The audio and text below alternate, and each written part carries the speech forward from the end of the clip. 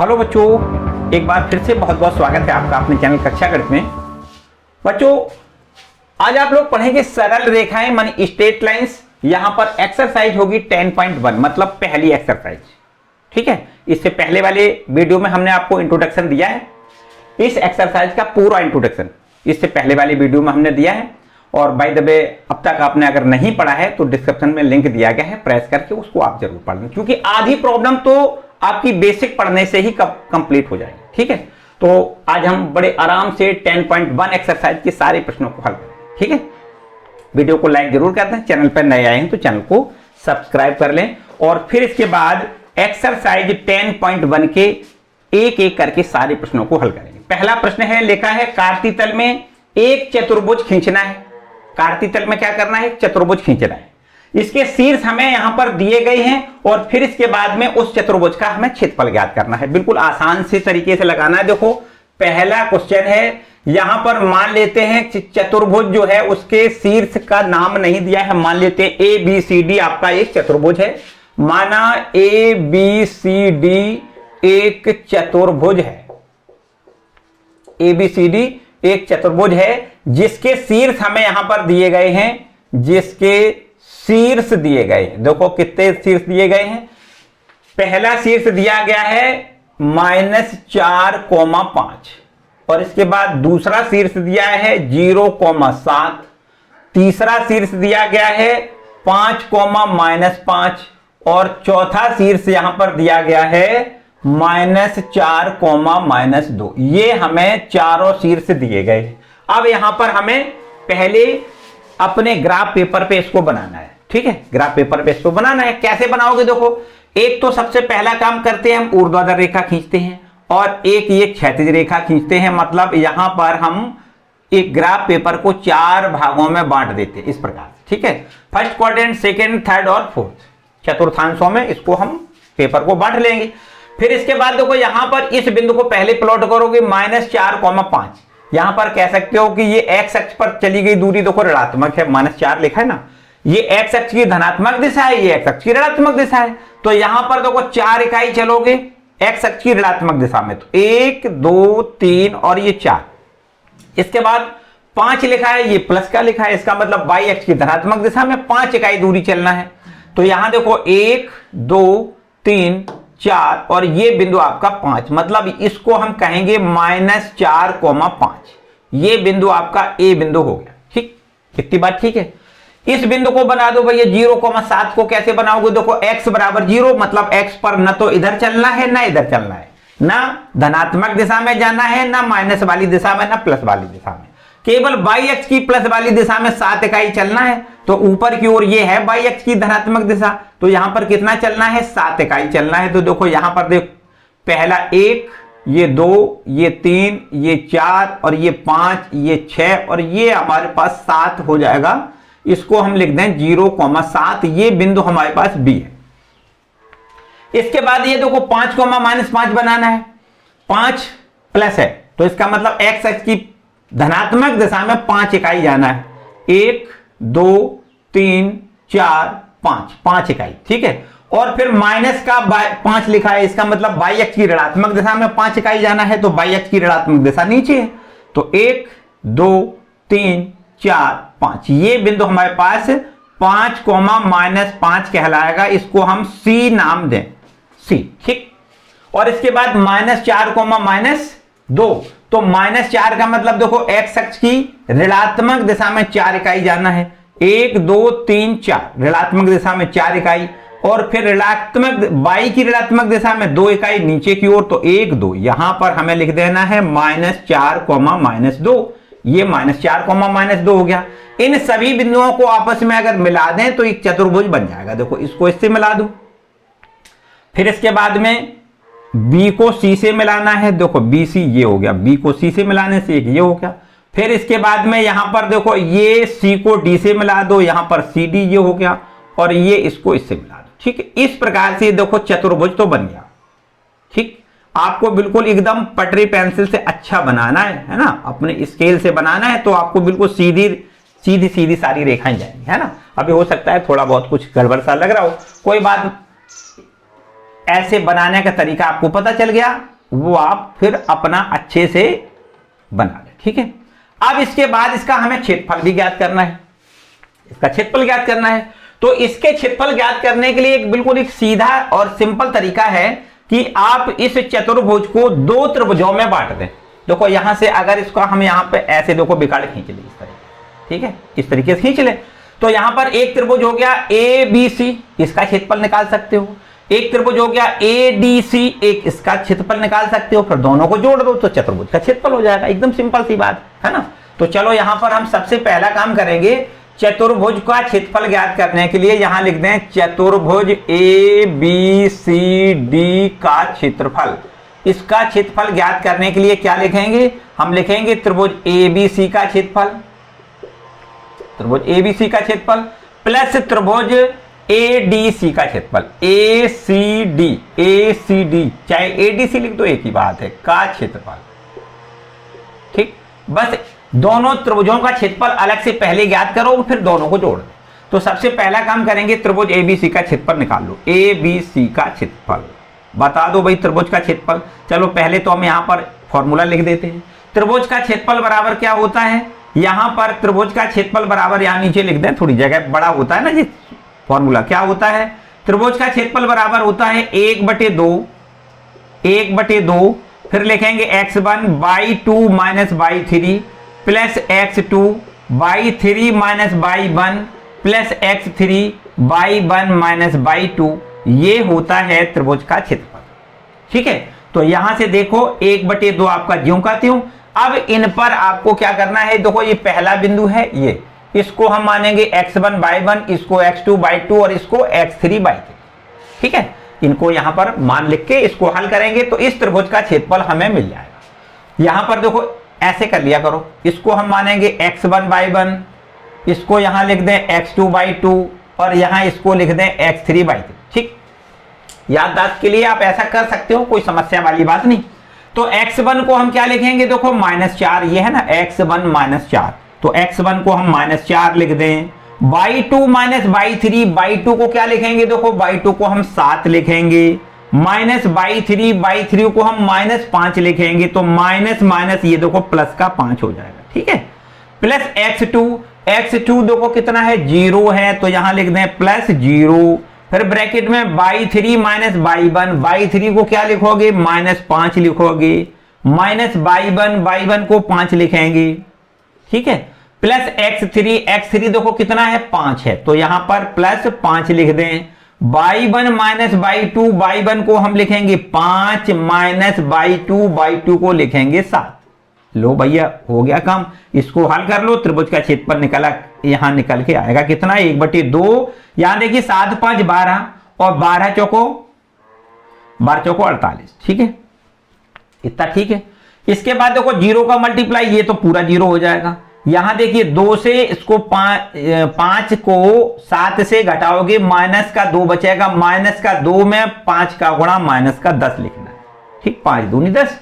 अब ये देखो माइनस का है, ये भी माइनस का है, तो यहां से देखिए 1/2 और यहां लिख देते हैं माइनस में 48 और 10 58, माइनस में 58 और फिर 2 से डिवाइड करोगे तो माइनस का ये हो जाएगा कितना, 29। ठीक, याद रखिए कभी भी क्षेत्रफल ऋणात्मक नहीं होता है, क्षेत्रफल ऋणात्मक नहीं होता है, इसके लिए आपको क्या करना है, देखो ऐसे मॉड लगा लिया करो ऐसे। ठीक, क्षेत्रफल कभी भी ऋणात्मक नहीं होता है, चाहो तो आप फॉर्मूले में भी ऐसा लिख सकते हो। ठीक है, इस तरीके से। तो यहां पर -29, इसका मतलब ये आपको +29 वर्ग इकाई लिखना है। ठीक है, इतनी बात समझ में आई। तो ये तो हमारे पास इस त्रिभुज ABC का क्षेत्रफल हो गया। अब हमें क्या करना है, ADC का भी क्षेत्रफल ज्ञात करना है, इस त्रिभुज का क्षेत्रफल ज्ञात कर लो। तो यहां लिख दें त्रिभुज ACD का क्षेत्रफल। अब लिख दें त्रिभुज ACD का क्षेत्रफल, ACD का क्षेत्रफल। इस त्रिभुज का भी क्षेत्रफल देखो उसी प्रकार से, वही फॉर्मूला, वही सब कुछ करना है। 1/2, अगर हम इस बिंदु को x1/1 लिख दें, इस बिंदु को x2/2 लिख दें और इस बिंदु को x3/3 ये लिखाइए, तो ये आपके पास देखो एक त्रिभुज ये है, इसका क्षेत्रफल हमें ज्ञात करना है। चलो x1 को हम क्या लिखेंगे, -4, यही सूत्र है, बिल्कुल उसी में रख दें। x1 का मान लिख दें -4, ब्रैकेट में y2 minus y3, by two देखो कितना है भैया, बाई टू है माइनस का 2, by two minus by three का मान है माइनस का 5, तो ये माइनस माइनस प्लस 5 हो जाएगा, ठीक है। प्लस x2 का मान बता दो कितना है, x2 का मान है माइनस का 4, तो ये प्लस माइनस माइनस हो जाएगा, ठीक है। By three minus by one, by three को हम लिखेंगे minus 5, by three minus by one को लिखेंगे 5, ठीक है। By three minus by one. इसके बाद देखो, इसके बाद ये प्लस का निशान और x3 लिख दो। x3 की वैल्यू देखो कितनी है 5, x3 की वैल्यू 5 है। और यहां y1 माइनस y2 को हम 5 लिखेंगे, माइनस y2 को हम कितना लिखेंगे, देखो y2 को माइनस का 2, तो ये माइनस माइनस प्लस का 2 हो जाएगा, ठीक है। बस इसको कैलकुलेट करेंगे तो इस त्रिभुज का क्षेत्रफल आ जाएगा 1/2। यहां देखिए 5 है और 2 कम कर दें, इसमें से 2 घटा दें तो 3 बचेगा, और 3 का 4 में गुणा माइनस का 4 तिया 12, ठीक। यहां देखो माइनस माइनस, ये देखो दोनों माइनस में है, तो माइनस की 10 कितना लिखोगे, माइनस का 10, माइनस का 5, माइनस का 5, माइनस का 10, और माइनस के 10 में माइनस के 4 का गुणा करोगे तो प्लस का 40 हो जाएगा, ठीक। Minus minus plus 40। और यहां देखिए 5 और 2 7, और 7 पंचे 35 लिख दें, ठीक है। तो ये हो जाएगा बराबर में 1/2। यहां से देखिए इन दोनों प्लस वालों संख्याओं को जोड़ेंगे तो यहां से 40 और 35 का योग यहां लिख दें 75, और फिर माइनस में 12, 75 से 12 घटा दें तो 1/2। यहां देखो कितना बचेगा, 5 में से 2 घटाओगे 3, और यहां पर 63/2, ठीक। कितना लिखना है, 63/2 वर्ग इकाई, बराबर में 63/2 यहां लिख दें वर्ग इकाई। अब क्या करना है, अब इस पूरे चतुर्भुज का क्षेत्रफल ज्ञात करना है, तो आपको यहां दोनों त्रिभुजों के क्षेत्रफल को जोड़ना है। यहां लिख दें चतुर्भुज ABCD का क्षेत्रफल, चतुर्भुज का क्षेत्रफल बराबर क्या लिखना है, त्रिभुज ABC का क्षेत्रफल प्लस त्रिभुज ACD का क्षेत्रफल, ACD का क्षेत्रफल। बस दोनों के त्रिभुजों के क्षेत्रफलों को जोड़ेंगे तो चतुर्भुज का क्षेत्रफल मिल जाएगा। त्रिभुज ABC का क्षेत्रफल हमने 29 वर्ग इकाई निकाला है, प्लस त्रिभुज ACD का क्षेत्रफल हमने 63/2 वर्ग इकाई निकाला है। बस इसको कैलकुलेट करेंगे, देखो 2 एलसीएम आएगा, और यहां लिख दें 29 दूनी 58 प्लस 63, यहां देखिए 8 3 11, 6 5 11 और 1 12, 121/2 वर्ग इकाई लिख दें। ये हो गया देखो पूरे चतुर्भुज का क्षेत्रफल, ठीक है। तो इस तरीके से हमने जैसा कि बताया कि यहां इस एक्सरसाइज में सारी बेसिक चीजें हैं। आपने इस तरीके के प्रश्न क्लास 10th में भी पढ़े कि नहीं, तो इसी टाइप के और भी प्रश्न होंगे जो आपने क्लास 10th में पढ़े होंगे, ठीक है। तो चलो इसको नोट कर लें और फिर इसके बाद देखते हैं क्वेश्चन नंबर दूसरा, ठीक है। इसको रब कर लेते हैं, क्वेश्चन नंबर दूसरा देखें।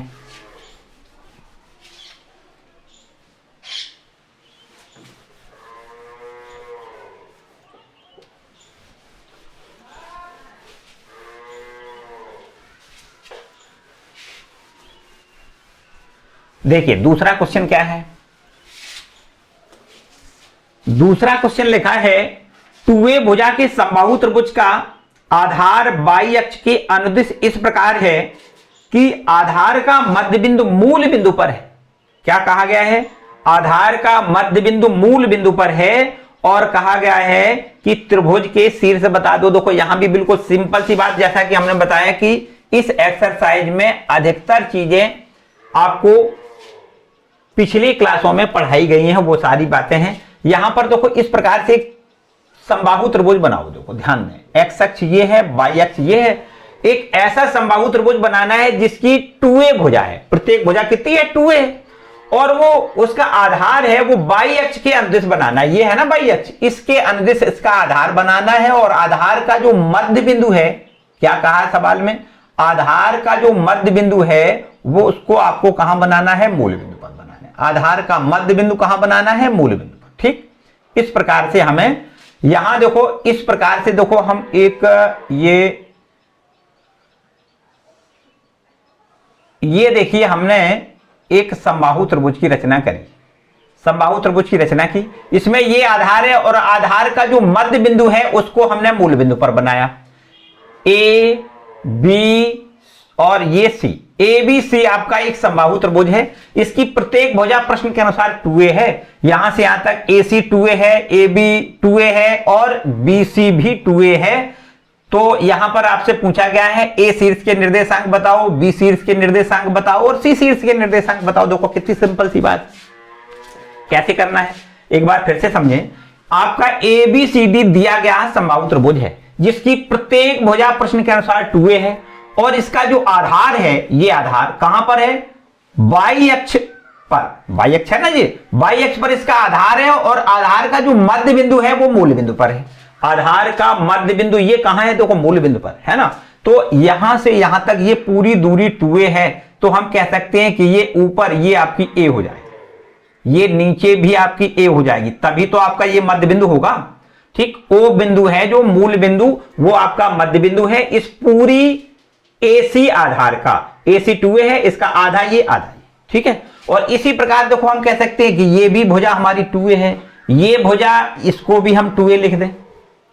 अब बात रही यहां इस पॉइंट को कैसे बनाओगे, B पॉइंट कैसे बनाओगे। देखो यहां पर ये पॉइंट हम बड़े आराम से कह सकते हैं कि यहां पर देखो ये y अक्ष पर बिंदु है, तो यहां पर केवल x निर्देशांक लिखना नहीं है, y निर्देशांक a दूरी चल के देखो ऊपर तक पहुंचे हो, तो इस बिंदु को तो हम 0, a लिखेंगे। इस बिंदु को बताओ कितना लिखेंगे? यहां से यहां तक देखो x अक्ष पर, क्योंकि y अक्ष पर बिंदु है ना, y अक्ष पर जब बिंदु लिया जाता है तो x निर्देशांक 0 होता है और y निर्देशांक यहां से यहां तक ऋणात्मक दिशा में दूरी चली गई है कितनी? -a लिख लो, ठीक है।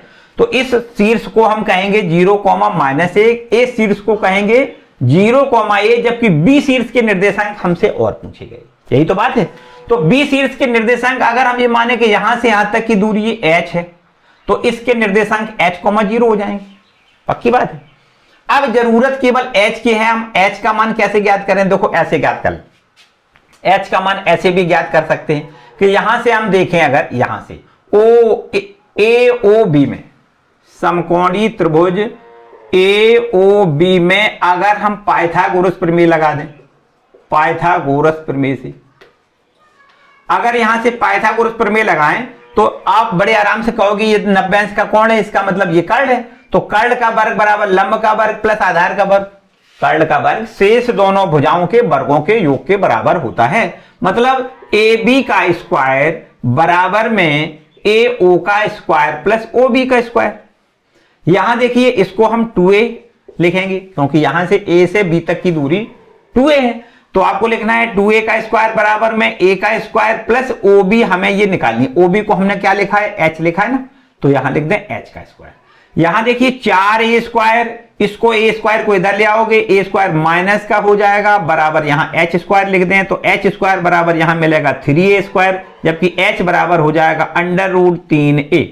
बताओ भाई कोई समस्या? तो बताओ बिंदु B के निर्देशांक कितने हो जाएंगे? बिंदु B के निर्देशांक h, 0 थे और h की वैल्यू हमने कितनी निकाली है? h की वैल्यू √3a निकाली है, 0 लिख दें। तो B शीर्ष के निर्देशांक देखो ये निकल आए। A शीर्ष के निर्देशांक कितना लिखना है? A शीर्ष का 0, a लिखना है और C शीर्ष के निर्देशांक कितने लिखने हैं? C शीर्ष के निर्देशांक लिखना है 0, -a, ठीक है। तो यहां से यही तीनों शीर्ष हमसे पूछे गए हैं, ठीक है। इसको भी नोट कर लो, क्वेश्चन नंबर दूसरा है, ठीक है। सारे हमने बताया कि आपको कार्तीय तल जो आपने कक्षा 10 में पढ़ा है ना, सारे उसी से आधारित प्रश्न है ये। तो चलो भैया दूसरा प्रश्न नोट कर लो, इसके बाद आते हैं क्वेश्चन नंबर 3 पर।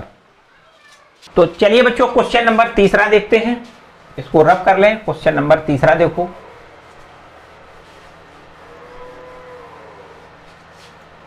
तीसरा क्वेश्चन में लिखा हुआ है कि एक बिंदु है कोई P जिसके निर्देशांक x1, y1 है और एक दूसरा निर्देशांक दिया है Q जिसके निर्देशांक x2, y2 है। इनके बीच की दूरी ज्ञात करिए। इन दोनों बिंदुओं के बीच की दूरी ज्ञात करनी है, लेकिन शर्त दी गई है कि जब PQ y अक्ष के समांतर है। PQ कहां पर? PQ रेखा है कैसी? y अक्ष के समांतर है और PQ रेखा x अक्ष के समांतर है। मतलब दो कंडीशन दी गई हैं यहां पर। एक ये है क्वेश्चन नंबर है 3, यहां पर बिंदु एक है P बिंदु दिया गया है। कितना? इसके निर्देशांक हैं x1, y1 और एक बिंदु है Q जिसके निर्देशांक हैं x2, y2 और यहां पर इनके दोनों के बीच की दूरी आपसे पूछी गई है। और PQ जो है, PQ बिंदु कहां पर बनाना है, बाई अक्ष के समांतर बनाना है। देखो ऐसे हम चित्र बना के बताएंगे, बिल्कुल एकदम आसान तरीका समझ में आएगा। एक्स अक्ष बाई अक्ष, ठीक है। और ये P बिंदु और Q बिंदु कुछ इस प्रकार बनाए कि बाई अक्ष के समांतर बना दें। देखो यहां पर एक बिंदु बना दो, एक यहां बना दो। यहां पर इस बिंदु को हम लिख दें P, इसके निर्देशांक x1, y1। यहां इस बिंदु को हम लिख दें Q, जिसके निर्देशांक लिख दें x2, y2। ये हमने अगर P और Q रेखा दोनों आपस में मिला दी जाए, P और Q बिंदु दोनों आपस में मिला दिए जाएं, तो यहां से जो रेखा बनेगी वो रेखा आपकी कैसी हो जाएगी, वो रेखा आपकी बाई अक्ष के समांतर हो जाएगी। बोलो हो जाएगी कि नहीं। P बिंदु और Q बिंदु को आपस में अगर मिला दें तो ये रेखा काय के समांतर हो जाएगी, बाई अक्ष के समांतर हो जाएगी। देखो यहां से इन दोनों बिंदुओं के बीच की दूरी ज्ञात करने के लिए एक बात आपको विशेष याद रखनी है कि यहां से यहां तक ये दूरी कितनी है। इस बिंदु के लिए ये दूरी है x2 और इस बिंदु के लिए ये दूरी कितनी है, x1। मतलब हम ये कहेंगे कि अगर कोई रेखा बाई अक्ष के समांतर है, इसका मतलब उसका x निर्देशांक समान है। देखो यदि रेखा PQ बाई अक्ष के समांतर है, यदि रेखा PQ बाई अक्ष के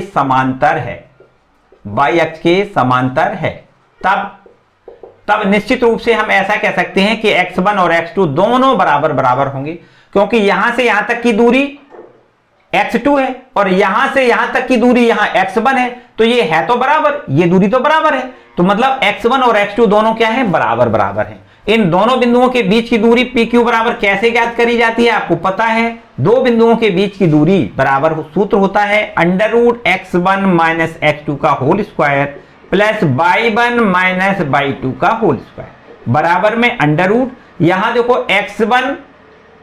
x1 को क्या लिखोगे, x1 को x2 लिख सकते हैं, माइनस x2 आपका ज्यों का त्यों का होल स्क्वायर प्लस यहां देखिए y1 माइनस y2, तो यहां पर y1 माइनस y2 का होल स्क्वायर। देखो बच्चों एक बात और विशेष याद रखें कि अगर हम y2 माइनस y1 करते हैं तो भी कोई अंतर नहीं, क्योंकि स्क्वायर लिखा है, स्क्वायर माइनस का स्क्वायर तो प्लस हो जाता है। तो चाहे आप y1 माइनस y2 का होल स्क्वायर लिख दें या y2 माइनस y1 का होल स्क्वायर लिख दें, एक ही बात है बिल्कुल। तो इसका मान देखो 0 हो जाएगा, इसका मान 0 हो जाएगा और प्लस यहां पर y1 माइनस y2 का होल स्क्वायर।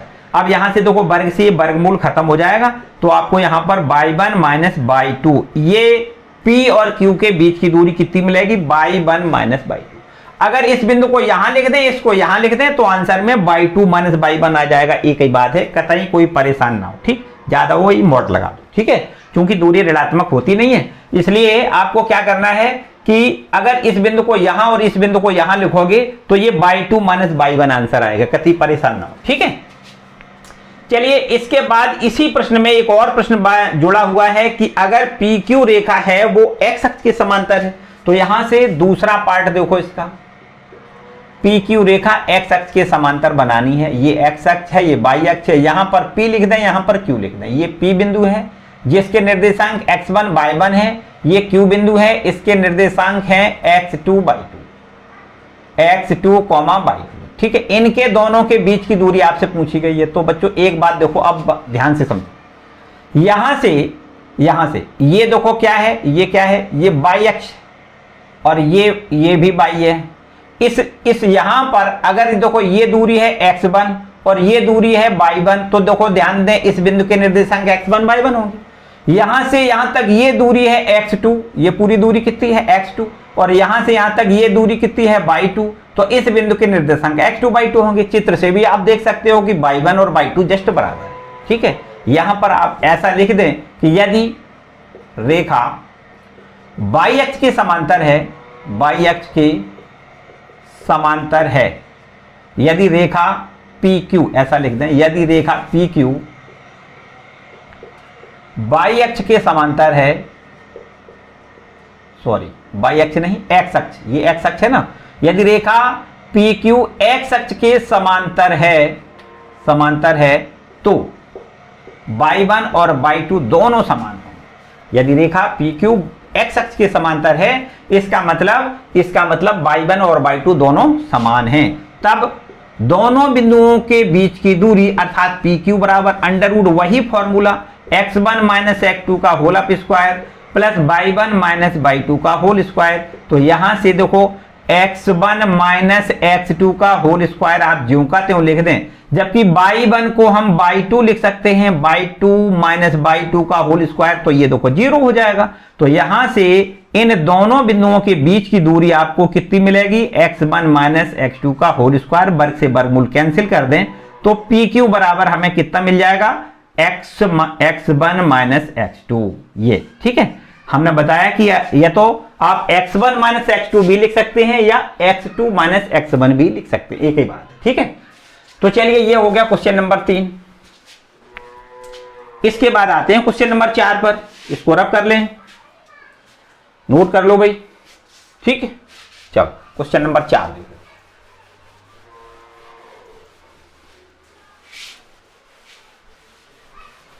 चौथा प्रश्न क्या कहता है, एक्स अक्ष पर एक बिंदु ज्ञात करिए जो 7,6 और 3,4 बिंदुओं से समान दूरी पर है। देखो यहां पर आपसे प्रश्न कहता है, यह है क्वेश्चन नंबर 4, एक्स अक्ष पर वह बिंदु ज्ञात करिए। तो माना एक्स अक्ष पर बिंदु, आपको पता है कि एक्स अक्ष पर जो बिंदु लिए जाते हैं उसमें केवल एक्स निर्देशांक होता है, वाई तो शून्य होता है ना। तो एक्स अक्ष पर बिंदु हम मान लेते हैं कोई बिंदु k, 0 लें जो कि हम एक्स अक्ष पर मानेंगे। एक्स अक्ष पर मान लेते हैं बिंदु है k, 0, ठीक है। एक्स निर्देशांक होगा, वाई निर्देशांक शून्य होगा एक्स अक्ष पर, ठीक है। तो यहां पर प्रश्न में लिखा है कि मान लेते हैं कि एक्स अक्ष पर हमने बिंदु ये हमें ज्ञात करना है और इस बिंदु से 7,6 और 3,4 बिंदुओं से ये समान दूरी पर, ये बिंदु किन दोनों बिंदुओं से समान दूरी पर है, दो बिंदु हमें यहां पर दिए गए। मान लेते हैं एक बिंदु हमें A दिया गया है, एक बिंदु यहां पर B दिया गया है और एक्स अक्ष पर जो बिंदु हमने माना है इसको हम P दे नाम दे, ठीक है। माना एक्स अक्ष पर बिंदु P है जिसके निर्देशांक हमने k, 0 माने हैं और ये दो बिंदु हमें दिए गए हैं, ये बिंदु है 7,6 और एक दूसरा बिंदु यहां पर दिया गया है 3,4 और इस बिंदु की इन दोनों बिंदुओं से दूरियां समान है, मतलब इसकी इससे दूरी और इसकी इससे दूरी प्रश्न कहता है समान है, ठीक, समान दूरी पर है। एक्स अक्ष पर वे कौन से बिंदु हैं, मान लेते हैं एक्स अक्ष पर ये बिंदु है, इसकी इस बिंदु से और इस बिंदु से दूरियां समान है, मतलब PA और PB समान है, ऐसा प्रश्न कहता है। प्रश्न के अनुसार हमें ऐसा दिया गया है, यहां लिख लेते हैं, प्रश्नानुसार हमें ऐसा दिया गया है कि PA जो है वो PB के बराबर है, PA बराबर PB, ठीक है। तो बड़े आसान से देखो, PA का मतलब क्या है, P और A के बीच की दूरी, PB का मतलब है P और B के बीच की दूरी। अगर यहां पर देखो PA बराबर PB है तो हम ऐसा भी लिख सकते हैं कि दोनों पक्षों में वर्ग कर दें तो PA स्क्वायर बराबर PB स्क्वायर हो जाएगा। वर्ग क्यों किया, इसलिए क्योंकि दो बिंदुओं के बीच की दूरी जब ज्ञात करते हैं तो अंडर रूट का निशान लगाते हैं और वर्ग करने से ये वर्गमूल खत्म हो जाएगा, ठीक है। तो यहां से हमें वर्गमूल ये अब नहीं लगाना है, क्या करना है, P और A के बीच की दूरी कैसे ज्ञात करोगे, x1 माइनस x2 का होल अप स्क्वायर लिख दें plus y1 minus y2 0 minus 6 का होल अप स्क्वायर लिख दें। देखो ये तो हो गया P और A के बीच की दूरी, ठीक है। और P से B के बीच की दूरी कैसे निकालोगे, इसमें भी देखो अंडर रूट नहीं लगाना है क्योंकि स्क्वायर लगा है, तो आपको लिखना है k माइनस 3 का whole up square plus 0 minus 4 का होल अप स्क्वायर, ठीक है। बस इसको हल करोगे k की वैल्यू हमें ज्ञात हो जाएगी। इसका देखो होल अप स्क्वायर तोड़ दें तो ये हो जाएगा k स्क्वायर प्लस 7 7 49 माइनस 7 दूनी 14 के और ये माइनस का स्क्वायर प्लस हो जाएगा 6 का स्क्वायर, यहां 36 लिख दें, ठीक है। यहां भी देखो इसी प्रकार से k का स्क्वायर प्लस 3 का स्क्वायर 9 लिख दें, फिर माइनस इन दोनों के गुणा का दूना करोगे तो माइनस का 6k मिल जाएगा और माइनस माइनस प्लस का 4 चौको 16, ठीक। तो यहां देखिए k स्क्वायर से k स्क्वायर आप कैंसिल कर सकते हो, यहां पर माइनस में है 14k और ये प्लस का 6k हो जाएगा। देखो माइनस का है ना, इधर ले आओगे प्लस का 6k लिख दें, बराबर में इधर देखो इन दोनों का योग करोगे तो 16 और 9 25 लिख दें और यहां से इन दोनों को इधर ले जाओगे तो माइनस का 49 और माइनस का ही 36 आपको लिखना है, ठीक है। तो अब बता दो यहां से कितना बचेगा, यहां से माइनस में 8k बचेगा। देखो 14 माइनस का है, 6 प्लस का है, तो माइनस का 8k, ठीक है। और इधर से देखो ध्यान दें 25 और माइनस इन दोनों को जोड़ दो, 9 6 15 की 5 और यहां से 7 और 1 8, माइनस का 85, ठीक है। माइनस में 8 के बराबर में इसको घटा दो तो माइनस में बचेगा 5 में से 5 0 और यहां पर देखो 6, 8 में से 2 घटेगा तो 6, ठीक है। माइनस में 60, माइनस माइनस कैंसिल कर सकते हो, के की वैल्यू हमें मिल जाएगी 60/8, ठीक है। 4 से डिवाइड करो तो 4 से ये 15 बार डिवाइड होगा, 4 दूनी 8, ये 2 बार, तो के बराबर 15/2 हमें मिल रहा है। अब बता दो भाई बिंदु जो एक्स अक्ष पर बिंदु है वो कौन सा है, एक्स अक्ष पर बिंदु जो P हमने माना है जिसके निर्देशांक हैं k, 0, उस k की वैल्यू हमने ज्ञात कर ली 15/2, तो ये P बिंदु जो है वो बन जाएगा कितना 15/2, 0। ये आपका देखो P बिंदु जिसको हमने माना था x अक्ष पर बिंदु वो हमारे पास है 15/2, 0।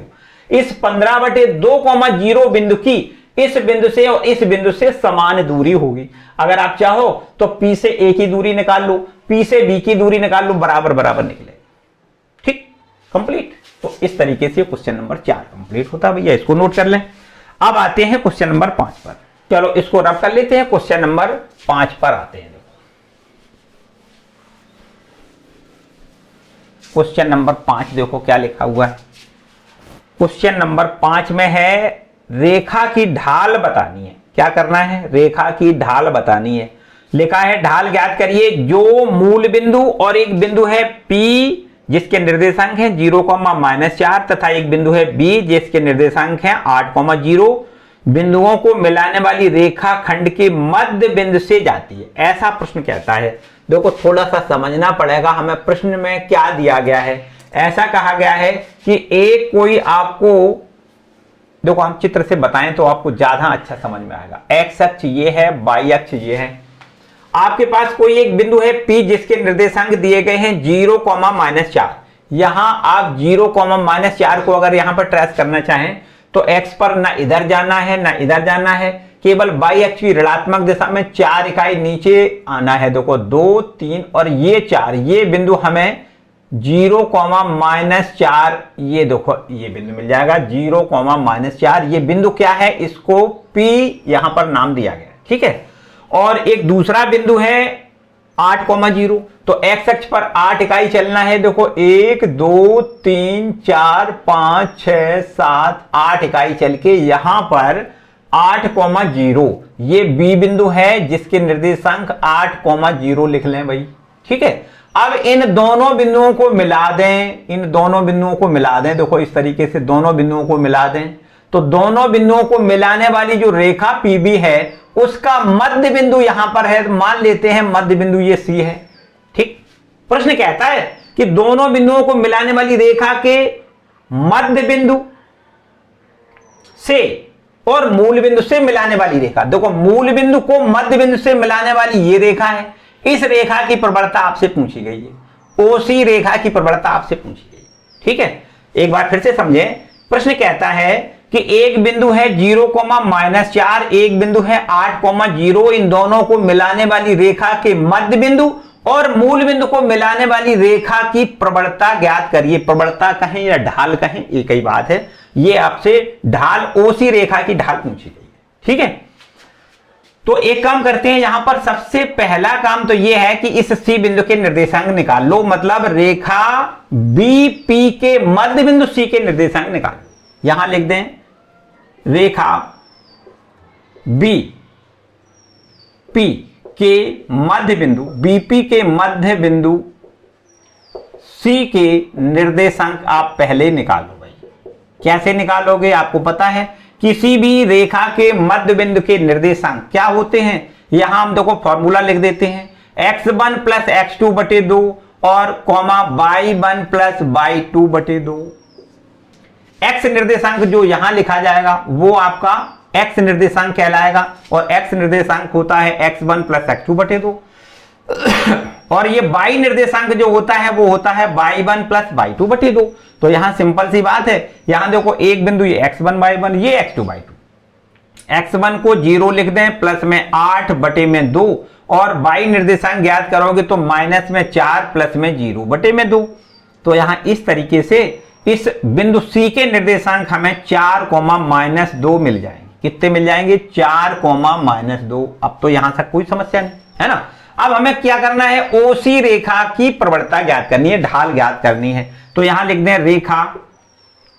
तो आपको ये तो पता ही है कि इस मूल बिंदु के निर्देशांक 0,0 होते कि नहीं। तो यहां पर लिखना है रेखा OC की ढाल ज्ञात करनी है। रेखा OC की ढाल बराबर हम यहां फॉर्मूला लिख दें y2 - y1 upon x2 - x1। देखो यही तो होता है, किसी भी रेखा की ढाल, दो बिंदुओं को मिलाने वाली रेखा की ढाल होती है y2 - y1 upon x2 - x1। तो y2 को हम लोग लिखेंगे -2 y2 - y1 को 0 लिख दें, अपॉन में x2 - x1, x2 को 4 लिख दें, माइनस x1 और x1 को 0 लिख दें। तो इस तरीके से -2 बटे में 4 मतलब -1 बटे 2। ये देखो हमारे पास OC रेखा की हमें ढाल मिली। ठीक है, यही हमसे पूछी गई है। चलो क्वेश्चन नंबर 5वां कंप्लीट होता है आगे। अब आपको पढ़ना है ये 6वां प्रश्न। देखो इसको रब कर लें।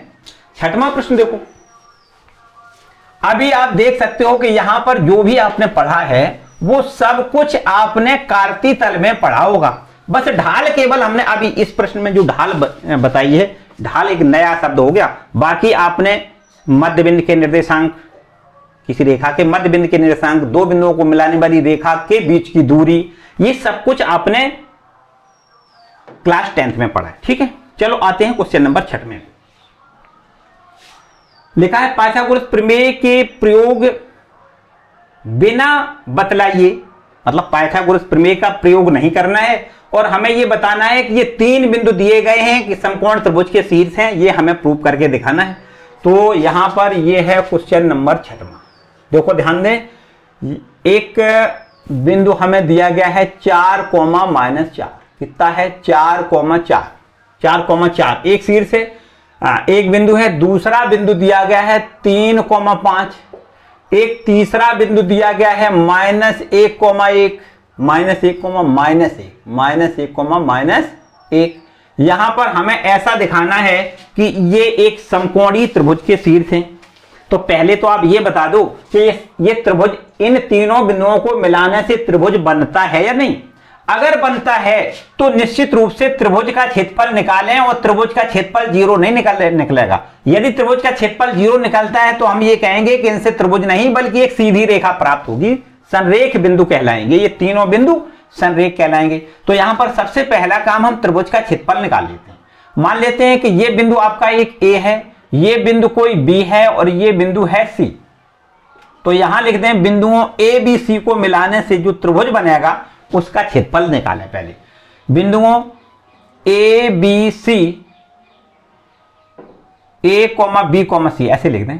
A, B, C को मिलाने से बने त्रिभुज का क्षेत्रफल बता दो। अगर त्रिभुज का क्षेत्रफल कुछ ना कुछ निकलता है तो इसका मतलब त्रिभुज बनेगा, और त्रिभुज का क्षेत्रफल 0 निकलता है इसका मतलब तीनों बिंदु संरेख कहे जाएंगे, त्रिभुज नहीं बनेगा। तो यहां से हम यही चेक पहले करेंगे कि इन तीनों बिंदुओं से त्रिभुज बन रहा है या नहीं बन रहा है। तो त्रिभुज का क्षेत्रफल कैसे ज्ञात करते हैं? 1/2, यहां फॉर्मूला x1 ब्रैकेट में y2 - y3 plus x2 y3 - y1 plus x3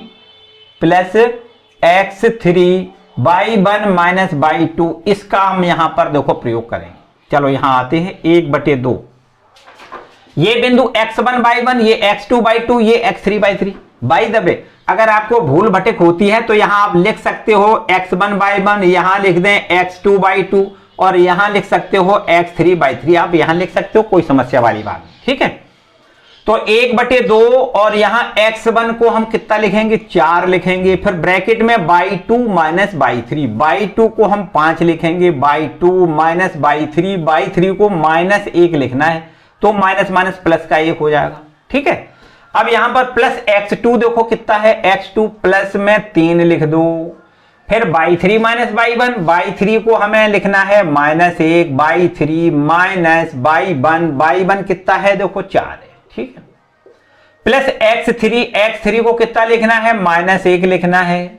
फिर y1 माइनस y2, y1 को 4 लिखना है, y1 माइनस y2 को कितना लिखना है, 5। ठीक, ये सब वैल्यू हम यहां लिख के चेक करेंगे। और यदि इसका क्षेत्रफल, ये जो हम वैल्यू निकाल रहे हैं, ये वैल्यू हमारी शून्य ना निकले तो लिखेंगे कि इन तीनों को मिलाने से त्रिभुज बन रहा है।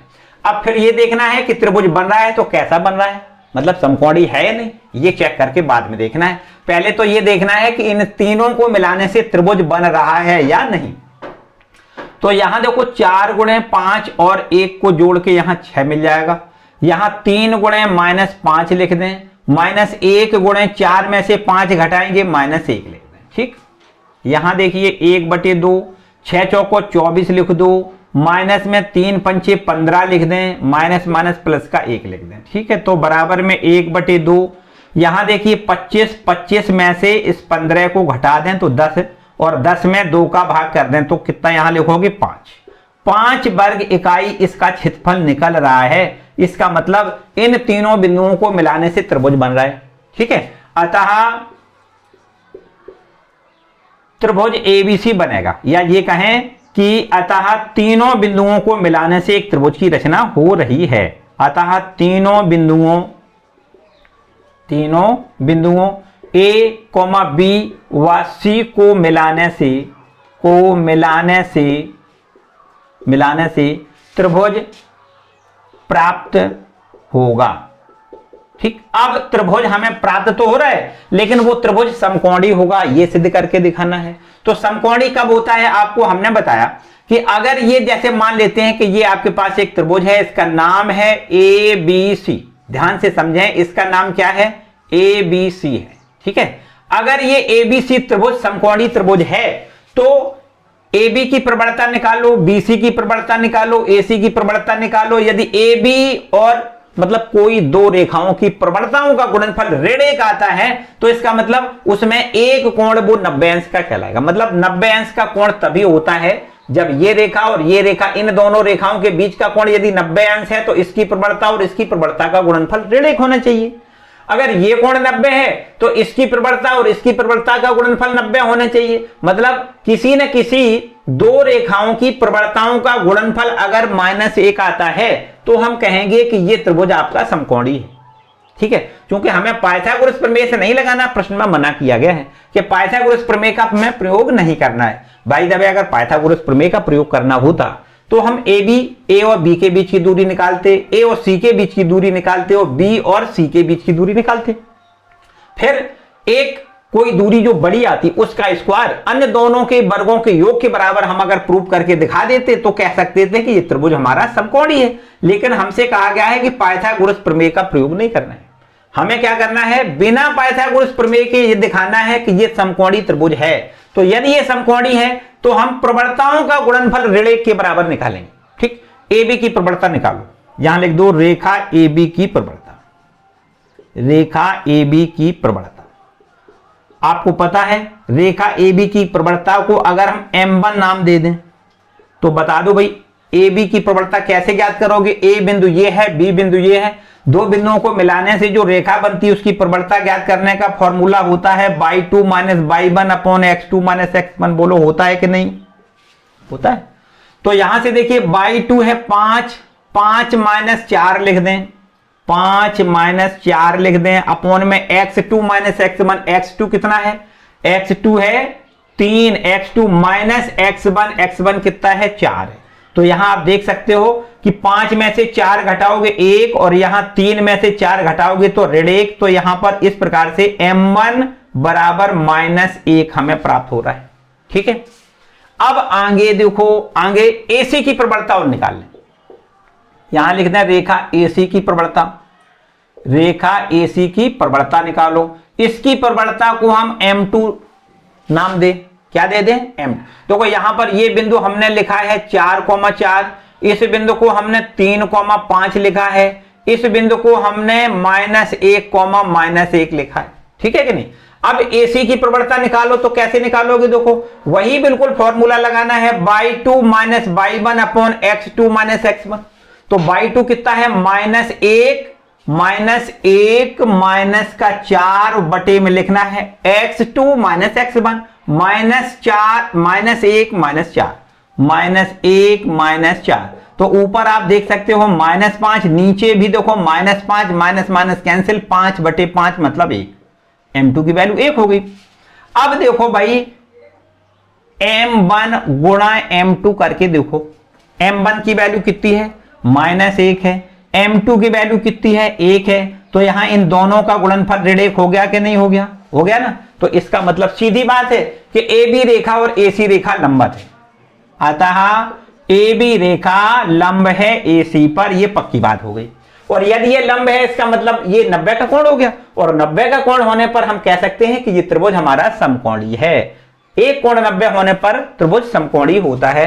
तो आपको लिखना है अतः कोण A बराबर 90 अंश, इसलिए त्रिभुज ABC समकोणीय त्रिभुज होगा, समकोणीय त्रिभुज होगा। ऐसा देखो हमें इस तरीके से प्रूव करके दिखाना है, ठीक है, क्लियर बात है। तो इसको नोट कर लें बड़े अच्छे से, एक बात फिर से समझें। इस त्रिभुज 3 बिंदुओं को हमें मिलाने से त्रिभुज मिल रहा है या नहीं, पहले हमें ये चेक करना है। तो इन तीनों बिंदुओं को मिलाने से जो त्रिभुज बना है उसका हमने क्षेत्रफल निकाला, और क्षेत्रफल हमारा 5 वर्ग इकाई निकला है। इसका मतलब ये त्रिभुज बन रहा है, तीनों बिंदुओं को मिलाने से त्रिभुज बन रहा है, ठीक है। अगर त्रिभुज का क्षेत्रफल 0 निकलता तो ये लिख सकते थे कि तीनों बिंदुओं को मिलाने से त्रिभुज बन ही नहीं रहा, मतलब सीधी रेखा प्राप्त हो रही, संरेख बिंदु हो जाएंगे अगर 0 निकल आए तो। अच्छा, यहां पर हमें त्रिभुज मिल रहा है, तो अब हमें यह दिखाना है कि ये त्रिभुज से ये त्रिभुज हमारा समकोणीय होगा, ये चेक करना है। तो यहां पर देखो एक ABC बिंदुओं को मिलाने से हमने एक रफ डायग्राम यहां पर बना लिया। इसमें A शीर्ष के निर्देशांक 4,4, B शीर्ष के निर्देशांक 5, 3,5 और C शीर्ष के निर्देशांक -1, -1 रख लिए। अब हमने AB रेखा की प्रवणता निकाली, AC रेखा की प्रवणता निकाली, और दोनों रेखाओं की प्रवणताओं का गुणनफल किया तो हमें -1 मिल गया। तो इसका मतलब AB रेखा और AC रेखा लंबवत है, मतलब A कोण 90 अंश है। और यदि A कोण 90 अंश है तो इसका मतलब त्रिभुज हमारा समकोणीय है, पक्की बात, ठीक है, ओके। चलो इसको नोट कर लो, क्वेश्चन नंबर 6वां है। आगे आते हैं क्वेश्चन नंबर 7वें पर। चलो अब इसको रब कर लेते हैं, क्वेश्चन नंबर 7 पर आ जाओ।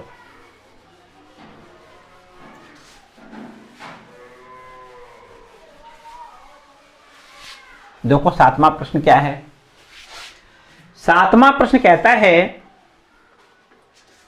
कि उस रेखा का समीकरण ज्ञात करिए। भाई रेखा का समीकरण अभी कहां से आ गया, रेखा का समीकरण तो अभी हमने पढ़ा है नहीं है, तो मेरे ख्याल से यहां पर समीकरण की जगह पर रेखा की प्रवणता ज्ञात करिए, ऐसा हमें पूछना चाहिए। यहां पर शायद मिसप्रिंट लिखा होगा, यहां पर ऐसा लिखा होना चाहिए कि उस रेखा की प्रवणता ज्ञात करिए जो y अक्ष की धन दिशा से वामावर्त मापा गया 30 अंश का कोण बनाती है, ठीक है। तो इस प्रकार से प्रश्न होना चाहिए। क्वेश्चन नंबर है आपका ये 7वां।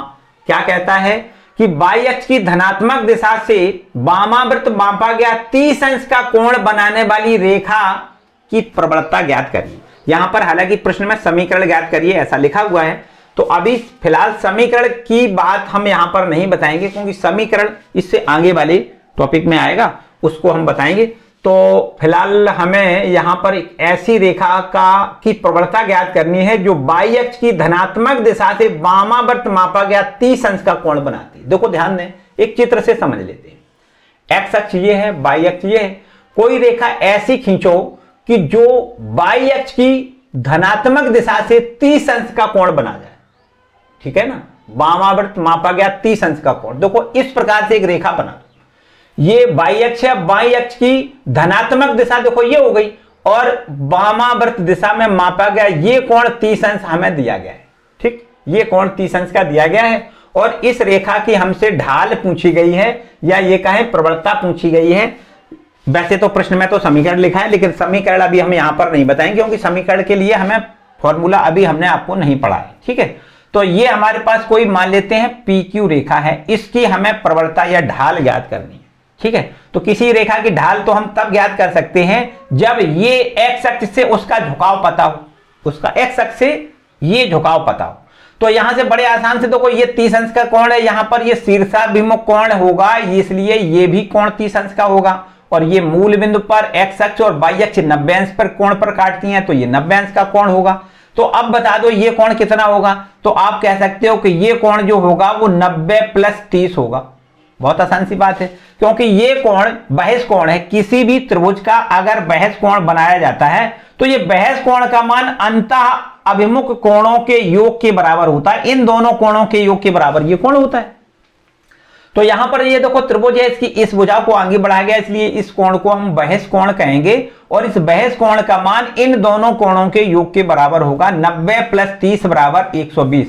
मतलब हम कह सकते हैं कि रेखा PQ x अक्ष से, रेखा PQ x अक्ष से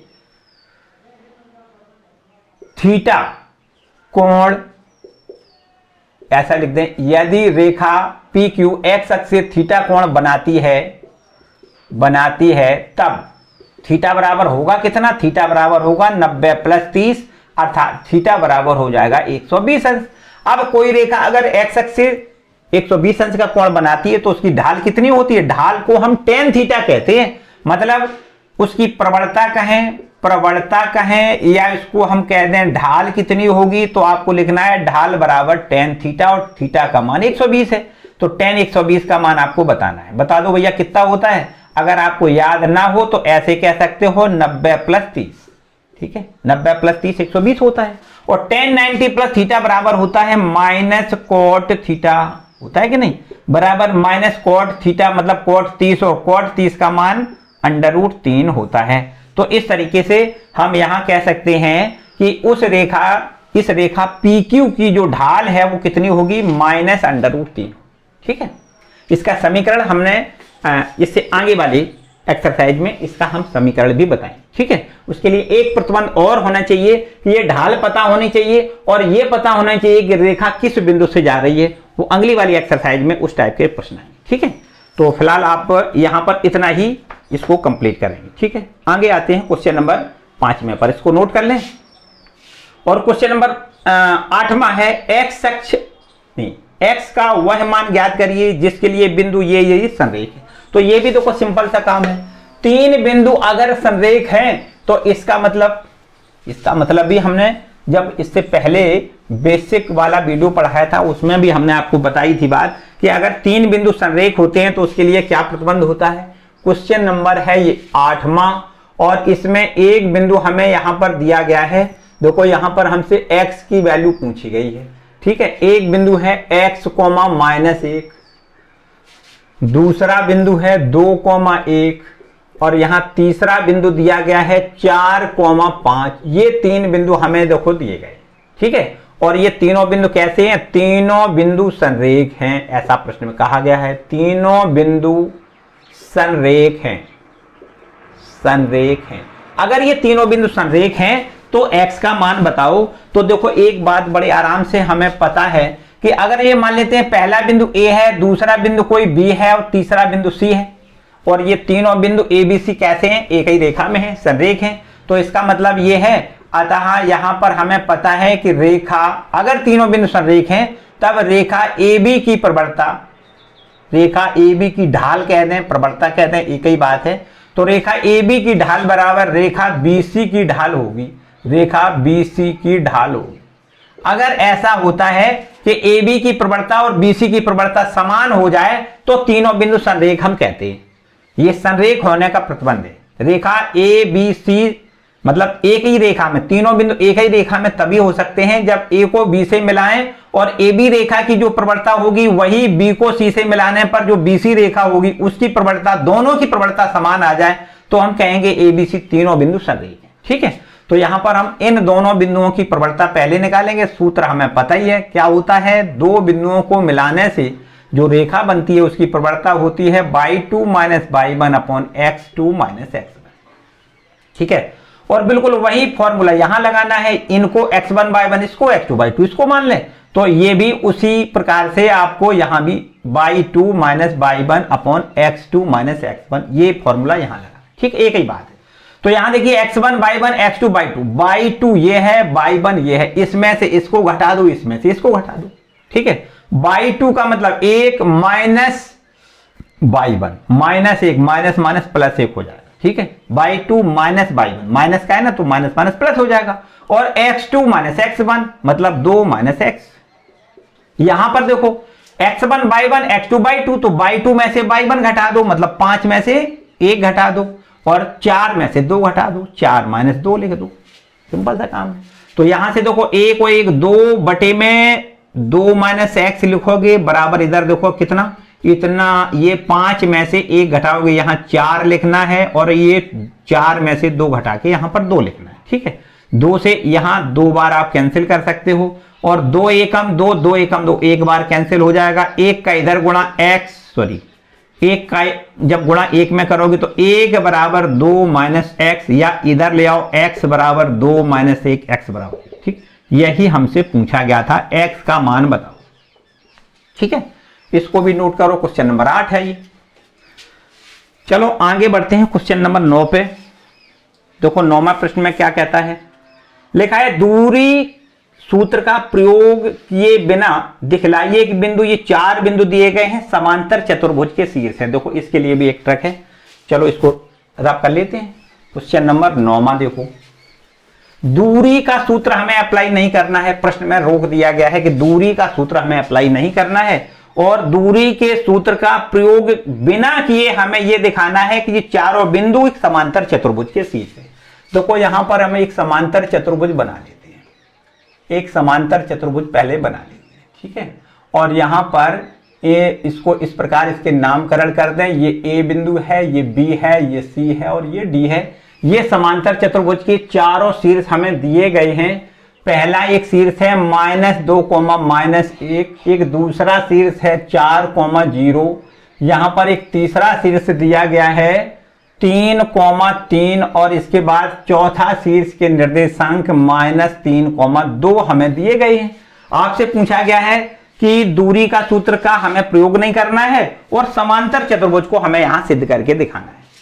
तो एक बच्चों बात बड़े आराम से आपको याद रखनी पड़ेगी, क्या कि जो समांतर चतुर्भुज यदि है, ये चतुर्भुज यदि समांतर चतुर्भुज है, तो अगर ये विकर्ण खींच दें, देखो AC, विकर्ण AC खींच दें, और इसके बाद जो AC का मध्य बिंदु निकाल लें, और यदि AC का मध्य बिंदु और ये BD का मध्य बिंदु, ये BD का मध्य बिंदु, AC का मध्य बिंदु और BD का मध्य बिंदु यदि एक ही निकले, तो हम लिख सकते हैं कि ये आपका एक समांतर चतुर्भुज है।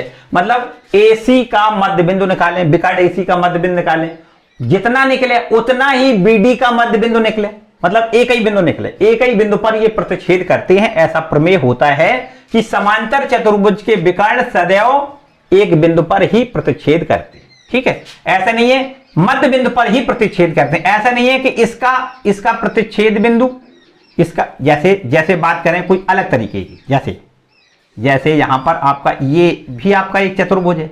अगर यहां से देखो इसका मध्य बिंदु निकालें तो ये निकलेगा, और यहां से अगर इस विकर्ण का मध्य बिंदु निकालें तो हो सकता है ये निकले। मतलब मध्य बिंदु इसके दोनों के अलग अलग होंगे। यदि अलग अलग मध्य बिंदु होंगे तो इसका मतलब ये समांतर चतुर्भुज नहीं है, मध्य बिंदु एक ही होना चाहिए। मतलब समांतर चतुर्भुज के विकर्ण सदैव समद्विभाजित होते हैं, ये याद रखना है, ठीक है।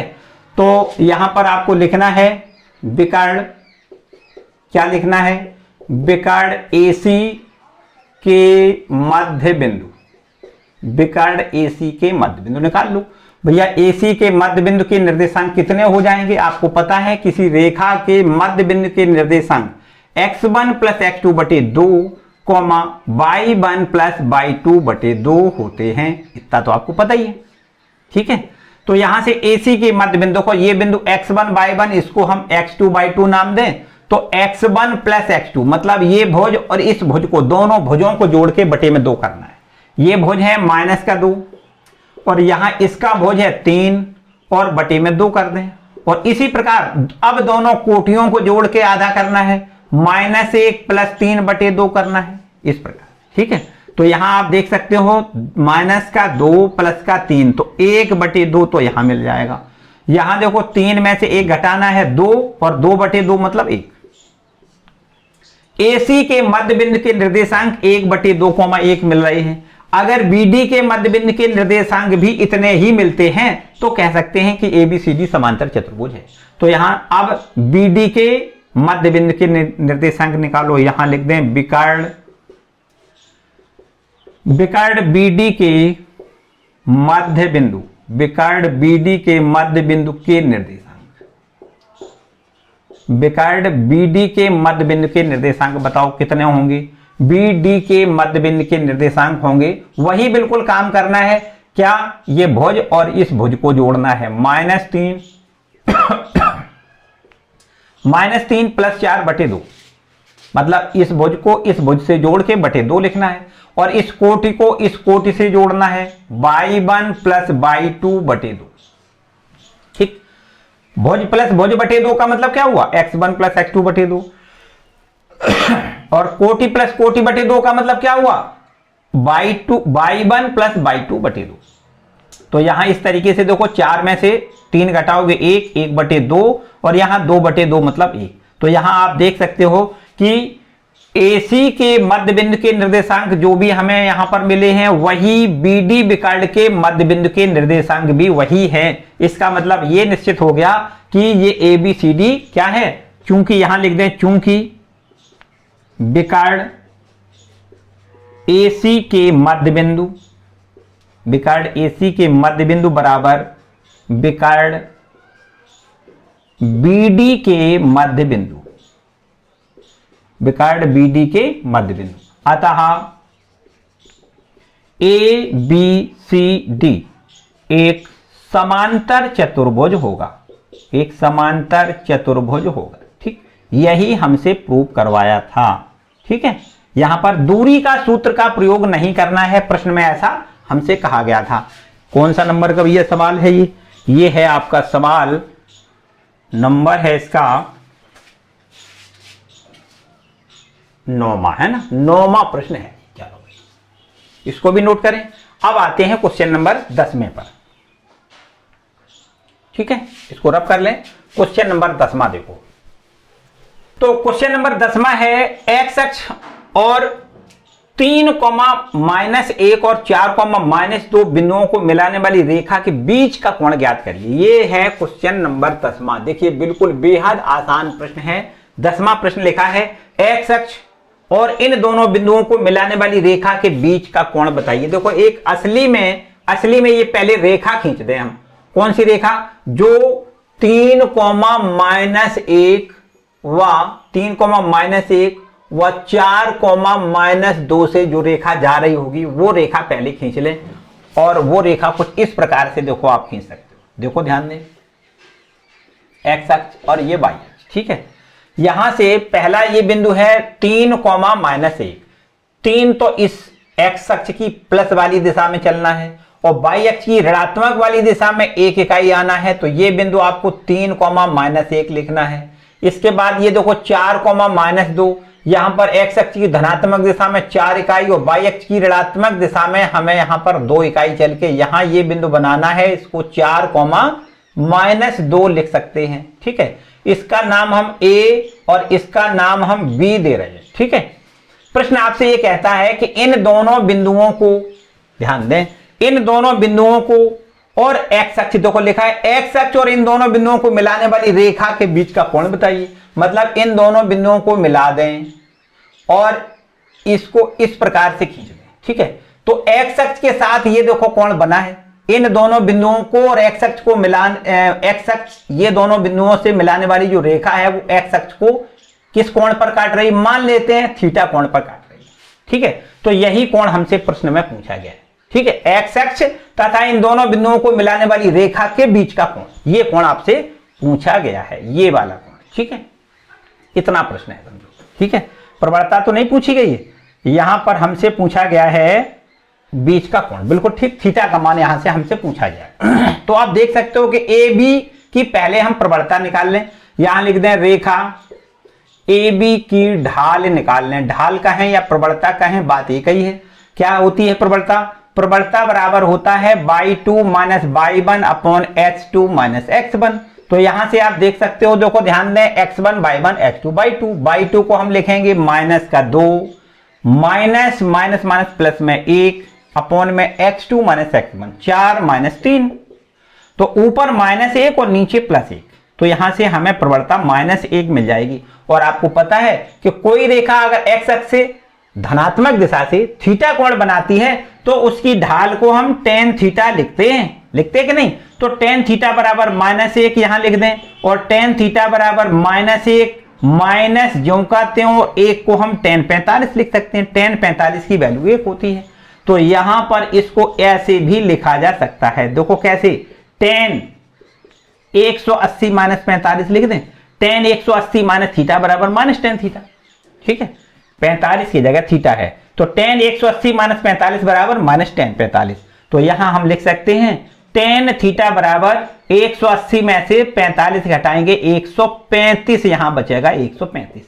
तो यहां से अगर tan कैंसिल दोनों तरफ से करेंगे, थीटा की वैल्यू 135 हमें यहां पर मिल जाएगी, जो कि हमसे प्रश्न में पूछी गई है, ठीक है।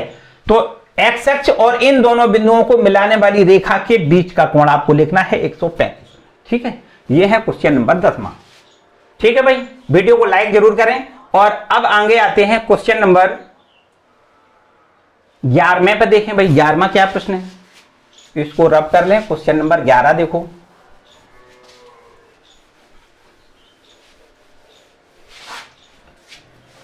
क्वेश्चन नंबर 11 लिखा है, एक रेखा की ढाल दूसरी रेखा की ढाल की दुगनी है यदि दोनों के बीच की कोण की स्पज्या माने टेंजेंट होता है 1/3 दिया गया है, तो रेखाओं की ढाल ज्ञात करिए। मतलब दोनों रेखाओं की हमें ढाल ज्ञात करनी है। देखो ध्यान दें, क्वेश्चन नंबर है ये आपका 11वां।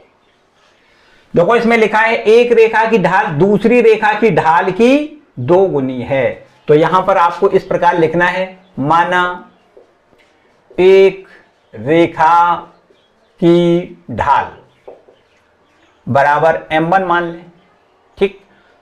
तब या इसको ऐसे लिख दें, एक रेखा की ढाल को m1 लिखें और वो है कितनी, m के बराबर है। मतलब एक रेखा की ढाल जो m1 है वो काय के बराबर है, m के बराबर है।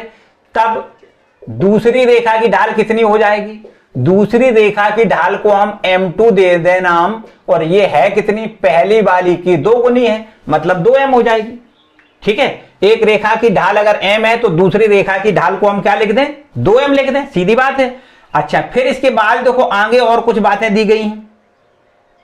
इनके बीच का कोण हमें दिया गया है, इन दोनों रेखाओं के बीच का कोण थीटा हो, तो हमें दिया गया है, तो दिया है tan थीटा बराबर कितना दिया गया है, 1/3, ठीक। ऐसा हमें प्रश्न में दिया गया है कि उनके टेंजेंट का मान 1/3 है। तो हमसे कहा गया है कि दोनों रेखाओं की ढाल बताइए। यहां हमें दोनों रेखाओं की ढाल का मतलब m1 का मान बताना है, m2 का मान बताना है। एक रेखा की प्रवणता निकाल लेंगे, उसकी दूनी कर देंगे, दूसरी रेखा की प्रवणता हो जाएगी, सीधी बात है। तो दोनों रेखाओं के बीच का कोण, क्या फॉर्मूला होता है, दोनों रेखाओं के बीच का कोण, के बीच का कोण हमने आपको बताया, दोनों रेखाओं के बीच का कोण होता है tan थीटा बराबर, ऐसे नोट करते हैं, दोनों रेखाओं के बीच का कोण यदि थीटा है तो tan थीटा बराबर formula m1 minus m2 upon 1 plus m1 into m2, यही तो होता है। और यहां पर ऐसे मॉड लगा दिया करो, ठीक है। तो यहां देखिए tan थीटा बराबर m1 की वैल्यू हम लिखेंगे m, माइनस m2 की वैल्यू हम लिखेंगे 2m, और अपॉन में 1 प्लस m1 को m लिखेंगे, m2 को 2m लिखेंगे, ठीक है। और यहां tan थीटा की वैल्यू हमें 1/3 प्रश्न में दी गई है, 1/3, ठीक है। यहां देखो m में से 2m घटाओगे तो माइनस का 1m लिखना है, अपॉन में 1 प्लस 2m और m का गुणा m² लिखना है, ठीक है। और फिर इसके बाद में देखो ये मॉड का मतलब माइनस वैल्यू हमें नहीं रखनी है, तो 1/3 equal to m upon 1 plus 2m² ऐसे लिखना है, ठीक। तो अब यहां से अगर क्रॉस मल्टीप्लाई कर दो तो 1 प्लस 2m² इक्वल टू में 3m लिखना है, ठीक है। यहां से थोड़ा और पीछे आ जाओ, यहां देखो 2m² माइनस में 3m प्लस में 1 बराबर 0। यहां देखिए ये क्वाड्रेटिक इक्वेशन बन गया, द्विघाती समीकरण, इसको हल कर लें 2 एकम 2 में 1 जोड़े 3, तो यहां देखो 2m स्क्वायर माइनस में 2m माइनस में 1m और प्लस 1 और बराबर में 0। यहां देखिए 2m कॉमन ले सकते हो, यहां से m माइनस 1 बच रहा है, माइनस का 1 कॉमन लें तो m माइनस 1 और यहां लिख दें बराबर में 0। ठीक है, इसके बाद में यहां देखिए m माइनस 1 दोनों जगह से फिर कॉमन है m माइनस 1, तो यहां से हमारे पास 2m माइनस का 1 और बराबर हमें यहां 0 लिखना है। यहां से यदि ऐसा लिख दें कि यदि m माइनस 1 0 लिख दें तो यहां से m बराबर हमें 1 मिल रहा है, और यदि यहां पर दूसरा गुणनखंड 2m माइनस 1 है उसको 0 लिखोगे तो m की वैल्यू हमें 1/2। ठीक है, तो यहां पर हमें दोनों रेखाओं की प्रबलताएं कितनी कितनी मिल रही हैं। अगर हम ये कहें कि m1 बराबर 1 है, देखो ध्यान दें m1 बराबर हमने m माना है, तो यहां लिख देते हैं, देखो ध्यान m1 बराबर 1, तो m2 बराबर कितना हो जाएगा 2 गुणा 1 मतलब 2। एक रेखा की प्रबलता 1 है तो दूसरी रेखा की प्रबलता 2 हो जाएगी। अथवा ऐसे भी हो सकता है, ऐसा भी हो सकता है कि यदि m1 बराबर 1/2 लिख दें, ध्यान दें देखो ये लिखा है m की वैल्यू 1/2, यदि m की वैल्यू यहां पर 1/2 लिख दें तो m1 बराबर 1/2 हो जाएगा। तब m2 बराबर कितना हो जाएगा, तब m2 बराबर 2 गुणे 1/2, 2 से 2 कैंसिल कर दें तो m2 की वैल्यू हमें 1 मिल जाएगी। ठीक है, तो रेखाओं की प्रबलताएं 1 अथवा 2, 1 व 2 हो सकती हैं। एक रेखा की प्रबलता 1, दूसरी रेखा की प्रबलता 2 हो सकती है, अथवा एक रेखा पहली रेखा की प्रबलता 1/2 तो दूसरी रेखा की प्रबलता 1 हो सकती है। ठीक है, यही हमसे पूछा गया। यह है क्वेश्चन नंबर 11। इसके आगे क्वेश्चन नंबर 12 देखिए, 12वां प्रश्न क्या है। ठीक है, इसको रब कर लें। क्वेश्चन नंबर 12 देखो,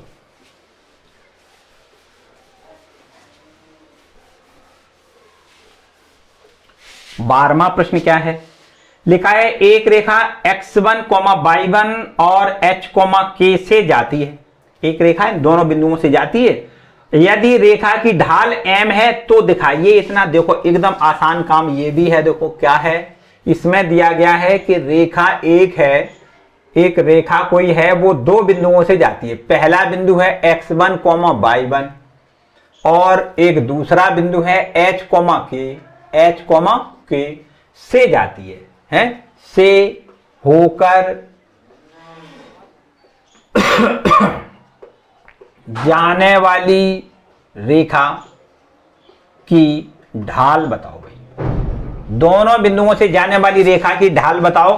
तो आपको ढाल पता है, ढाल को m से डिनोट किया जाता है।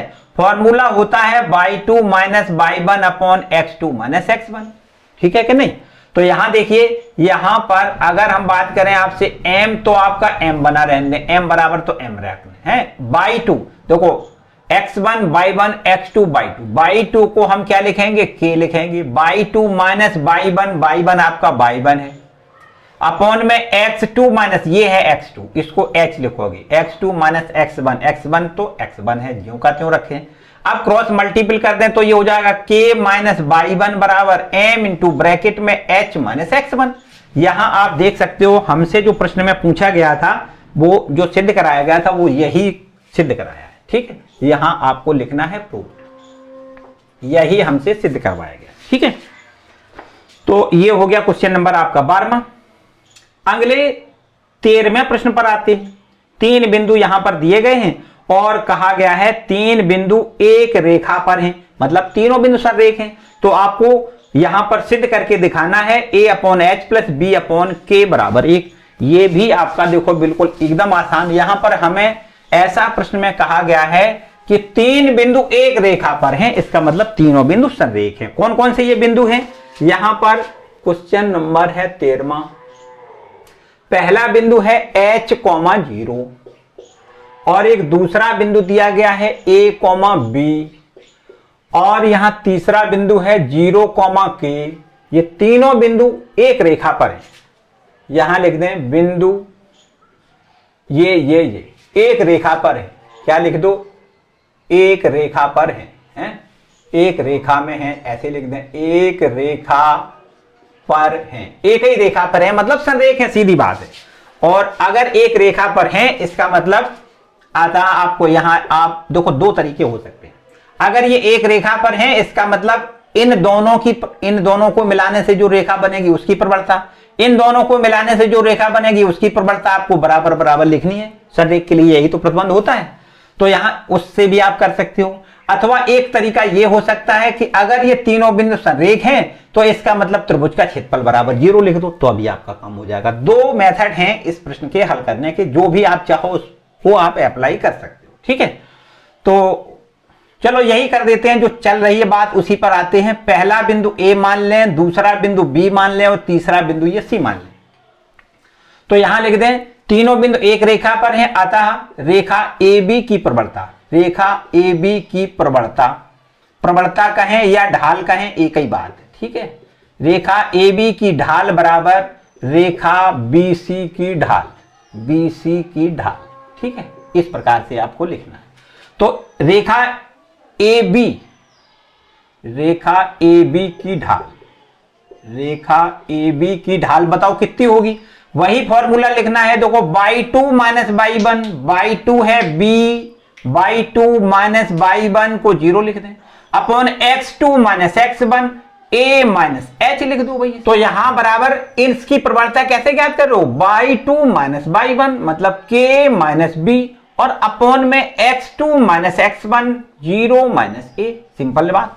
ठीक है, अब यहां से देख सकते हो b upon a minus h और बराबर में k माइनस b और अपॉन में माइनस a, क्रॉस मल्टीपल कर दो। ठीक है, तो क्रॉस मल्टीपल करने से देखो माइनस a का b में गुणा माइनस ए बी हमें ये मिल जाएगा। ठीक है, बराबर का निशान लगाओ। अब a माइनस h का गुणा हमें करना है k माइनस b में। ठीक है, अब माइनस ए बी ठीक है, बराबर का निशान, इनका गुणा आपस में करो, a का गुणा k में a इंटू के, फिर माइनस a का b में गुणा a इंटू बी, फिर माइनस h इंटू के, फिर minus minus plus h into B, यहां पर आपको h इंटू बी लिखना है। ठीक है, अब यहां देख सकते हो माइनस ए बी, ये माइनस ए बी कैंसिल हो सकता है कि नहीं।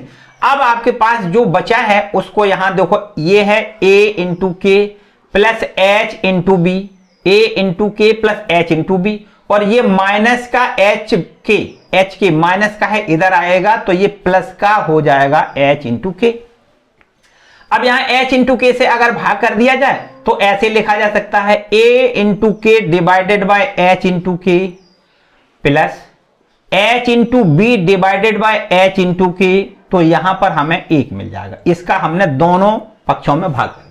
यहां से आपको देखो k से k कैंसिल करना है, यहां से h से h कैंसिल करना है, तो a अपॉन h बराबर में b अपॉन k, और यहां पर बराबर में देखो कितना मिल रहा है, यहां प्लस का निशान है और बराबर में ये 1। ठीक है, यही हमें सिद्ध करना है। देखिए a upon h plus b upon k बराबर में 1, ये हमें प्रूव करना है। ठीक है, तो ये भी देखो बिल्कुल आसान प्रश्न है, क्वेश्चन नंबर है 13वां। और बस इसके बाद एक प्रश्न और है, इसको भी नोट कर लें। ठीक है, आप इसको रब कर लेते हैं, क्वेश्चन नंबर 14वां देख लेते हैं।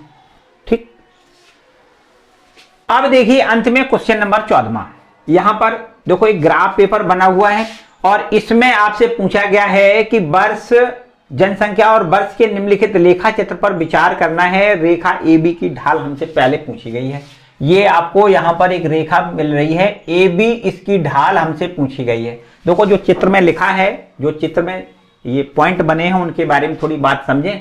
यहां पर ये वर्ष दिया गया है, यहां पर जनसंख्या दिया गया है, यहां पर वर्ष 1985 में जनसंख्या कितनी है, 92 करोड़ है। तो यहां पर देखो 1985,92 जो बिंदु ए लिखा है, इसका मतलब है कि 1985 में 92 करोड़ उसकी जनसंख्या है। यहां देखिए अगला एक पॉइंट है कोई बी, जिस पर लिखा है 1995 में उसकी जनसंख्या कितनी है, 97 करोड़ है। ठीक है, 1995 में उसकी जनसंख्या 97 करोड़ है। और एक बात आपसे पूछी गई है कि 2010 में उसकी जनसंख्या कितनी होगी, ये और बतानी है। तो 2010 में देखो ये है 2010, 2010 में उसकी जनसंख्या कितनी होगी, यहां देखते हैं 2010 में जनसंख्या कितनी होगी। देखो यहां 2010 लिख दें, 2010 लिख दें और मान लेते हैं कि इसकी जनसंख्या k करोड़ होगी। ठीक है, यहां देखो 1995 में 97 करोड़ है, 2010 में इसकी जनसंख्या हमने मान लिया k करोड़ है, ये हमें ज्ञात करना है। तो सबसे पहले हम रेखा AB की प्रवणता हमसे पूछी गई है, तो पहले तो हम AB की प्रवणता ज्ञात कर लेते हैं। रेखा AB की प्रवणता हम पहले ज्ञात कर लें, प्रवणता कहें या ढाल कहें एक ही बात है, रेखा AB की ढाल। ठीक है, बराबर होता है y2 माइनस y1 अपॉन में x2 माइनस x1, यही तो होता है रेखा AB की ढाल। तो यहां देखो क्या फॉर्मूला के तहत यहां पर देखो ये y2 है, y2 में से y1 घटा दो अपॉन में x2 में से x1 घटा दो, तो यहां लिखना है 97 में से 92 घटाना है अपॉन में 1995 कितना है 1995 और उसमें से हमें 1985 घटाना है। ऊपर देखो 5 मिलेगा, 95 में से 97 में से हम 92 घटाएंगे, 5 हमें ऊपर मिल जाएगा और नीचे 95 में से 85 घटाने से हमें बटे में 10 मिल जाएगा। तो 5 एकम 5, 5 दूनी 10, 1/2 हमें रेखा AB की प्रवणता मिल गई। अब हम बात करेंगे रेखा BC की प्रवणता निकालो। देखो ध्यान दें, हमें पूछा क्या गया है C बिंदु पर, ये मान लेते हैं कोई C बिंदु है। ठीक, इस C बिंदु पर K की वैल्यू कितनी होगी ये हमें वास्तव में फाइनल ज्ञात करना है। तो अगर हम बात चित्र से देखें तो A और B C तीनों रेखाएं, तीनों बिंदु एक रेखा में हैं। यदि तीनों बिंदु एक रेखा में होते हैं तो इनको क्या कहते हैं, संरेखीय बिंदु कहते हैं। और जब संरेखीय बिंदु होते हैं तो हम ये कहते हैं कि रेखा AB की प्रवणता और BC की प्रवणता आपकी समान होती है। तो हम BC की प्रवणता और निकाल लें, दोनों को बराबर कर दें तो हमें K की वैल्यू मिल जाएगी। यहां लिख दें रेखा BC की प्रवणता, रेखा BC की ढाल। ठीक है, रेखा BC की ढाल बराबर वही formula y2 minus y1 upon x2 minus x1। तो आपको लिखना है k माइनस 97 अपॉन में लिखना है 2010 माइनस 1995। ठीक है, तो यहां देखिए k माइनस 97 और अपॉन में नीचे घटाओ तो ये देखो 5 10 15 बटे में कितना लिखोगे 15। ठीक है, तो यहां से अब ये रेखा BC की ढाल मिल गई। चूंकि बिंदु A, B व C संरेखीय बिंदु हैं, संरेखीय बिंदु हैं, अतः अगर ये संरेखीय बिंदु हैं तो इसका मतलब आपको लिखना है रेखा AB की प्रवणता बराबर, रेखा AB की प्रवणता बराबर आपको लिखना है रेखा BC की प्रवणता। क्या लिखना है, रेखा BC की प्रवणता आपको लिखना है। ठीक है, रेखा AB की प्रवणता, या इसको देखो प्रवणता बार बार हम लिख देते हैं, यहां ढाल दिया गया है, आप ढाल लिख दें, बात एक ही होती है। ठीक है, रेखा AB की ढाल बराबर रेखा BC की ढाल। ठीक है, तो अब रेखा AB की ढाल हमने 1/2 निकाली है बराबर रेखा BC की ढाल हमारे पास है k माइनस 97 और अपॉन में नीचे 15। ठीक है, क्रॉस मल्टीपल करके यहां से k की वैल्यू हम ज्ञात करेंगे, वो हमारी जनसंख्या निकल आएगी 2010 पर, जो जनसंख्या निकलेगी वो करोड़ों में। ठीक है, कितनी निकलेगी देखो, 2 का मल्टीप्लाई 2k माइनस 7 का 2 में 7 दूनी 14, 9 दूनी 18, 19, 194 और बराबर में इधर 15 लिख दें। तो यहां 2 के बराबर हमें कितना मिल जाएगा 15 प्लस 194 और यहां से देखिए 2 के बराबर, यहां देखो 5 4 9। ठीक है, और ये 9 8 9 और 1 10 और 209 हो जाएगा, है ना, 209 और के बराबर हमें कितना मिल जाएगा 209 बटे में 2, 2 का भाग कर दें, 2 एकम 2, 0, 2 चौको 8 और यहां 0.5 यहां लिख दें करोड़। ठीक है, तो आपको लिखना है 2010 में उस नगर की या मोहल्ले की जो भी है शहर है, उसकी जनसंख्या कितनी होगी 104.5 करोड़ होगी। ठीक है, तो इस तरीके से क्वेश्चन नंबर 14 है। ठीक है, तो बच्चों आज मेरे ख्याल से पूरी एक्सरसाइज आपकी अब खत्म हो रही है। अगले लेक्चर में हम आपको रेखा के समीकरणों के विविध रूप पढ़ाएंगे। बहुत ही मजेदार आगे वाली चीज है, बहुत ही मजेदार। ठीक है, तो आज के लिए फिलहाल बच्चों इतना ही। वीडियो को लाइक जरूर कर दें, ठीक, वीडियो को लाइक जरूर कर दें। चैनल पर नए आए हैं तो चैनल को सब्सक्राइब कर लें। मिलते हैं अगले वीडियो में।